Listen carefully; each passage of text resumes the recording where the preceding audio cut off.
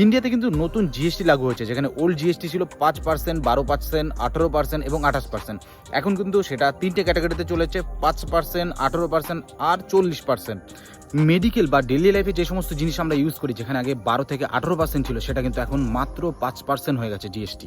Insurance এবং এডুকেশনের ক্ষেত্রে যেখানে 28, 18 বিভিন্ন রকম পার্সেন্টেজ লাগতো, সেটা কিন্তু এখন আর কোনো জিএসটি দিতে হবে না, একদম পুরোপুরি নীল হয়ে গেছে।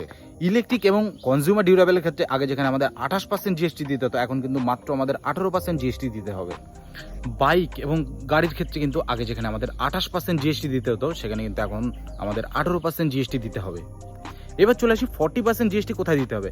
আপনার যদি বাইক 350 সিসির ওপরে হয়, তাহলে কিন্তু আপনাকে 40% জিএসটি দিতে হবে। এছাড়াও যদি আপনি 4 চাকা কেনেন যার সিসি 1200-র ওপরে, সেক্ষেত্রে কিন্তু আপনাকে 40% জিএসটি দিতে হবে। কারণ হচ্ছে লাক্সারি যে সমস্ত প্রোডাক্ট, সেই সমস্ত প্রোডাক্টে কিন্তু এখন 40% জিএসটি লাগবে।